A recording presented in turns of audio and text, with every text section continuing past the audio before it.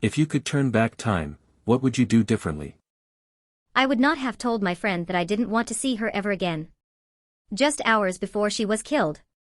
We were still in high school, and hanging out at our friend's house.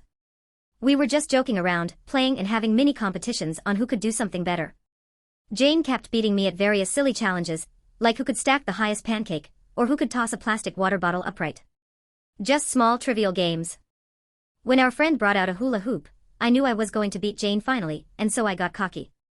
I told her if I won then that's the last time that I would ever see her ugly face. I know it's lame, but that's the best trash talk I could do. And that's our kind of humor. She laughed at that. We said goodbye later after I won, and then we rode our bikes to our respective houses. I got a text from our friend later asking where Jane was because Jane's mom was asking about her. I didn't know. We went home separately. Maybe she went somewhere else. It wasn't until the next day when we found out she was sexually assaulted and unalived at a vacant lot on the way to their home. I would not have professed my love to my best friend. The whole admitting your love to a friend has been romanticized so much that everyone thinks that it is the natural progress of friendship.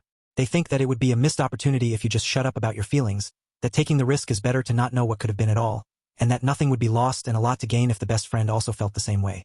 All of that are BS. She was the new girl who moved next door. We are the same age, so she naturally gravitated towards me when she started school. She was one of the nicest girls I knew. We do almost everything together. We went to school together, went home together, had lunch together, played together. We waited for each other when we had club meetings or practice. We enjoyed spending time with each other. I had been in love with her since I first saw her. As far as I knew, she didn't like any other boys. She didn't date anyone. I had been mulling telling her my feelings. I was so scared. What if she rejected me? What if she didn't feel the same way? I told our other friends about it. They all encouraged me, telling me that I would never know if I didn't try. I finally got the courage to tell her. I was driving us home and we got drive-through. I remember being so nervous that I got our orders wrong. It was a short drive. We were parked in front of her house just minutes later. I just blurted it out lest the courage left me. She stared at me for a while. All the while it became apparent to me that she did not feel the same way and she was trying to find the right words to let me down. I should not have waited for her to speak. I should have told her I understood and that it was okay that she didn't feel the same way. But at that time I was still hoping. She held my hand and let me down gently, telling me that she loved me but not that way. I managed to let out a small smile. And that was it. She went inside their home and I parked in front of our house. The next day we did the same routine. She waited for me beside my car and we drove to school together.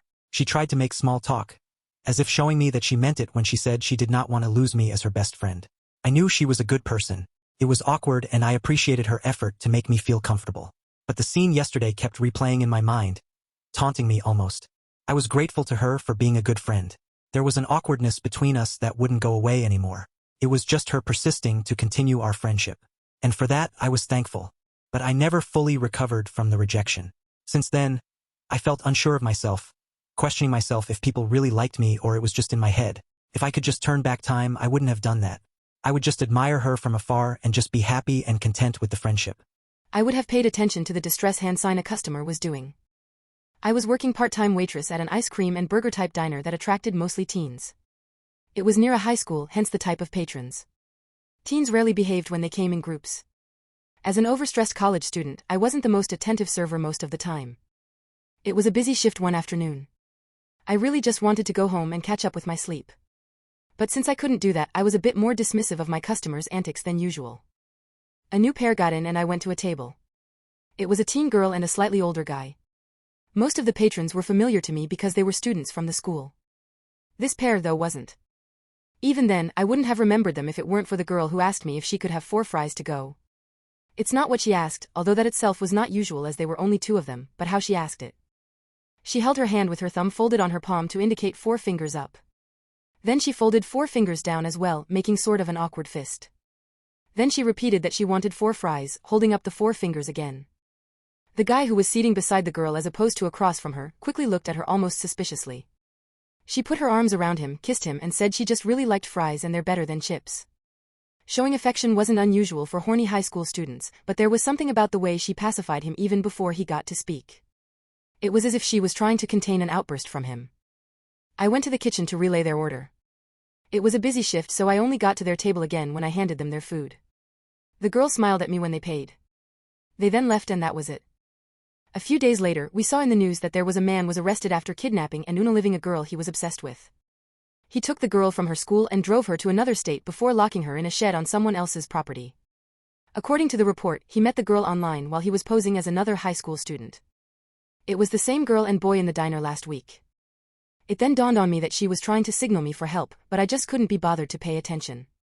She would have been alive if I just took notice. I could have helped but didn't. How many other people did she try to silently ask for help? How desperate she must have felt when no one responded. She was so young. I failed her. I still think about it today. If you liked the story, please give it a thumbs up. Share the video and subscribe for more.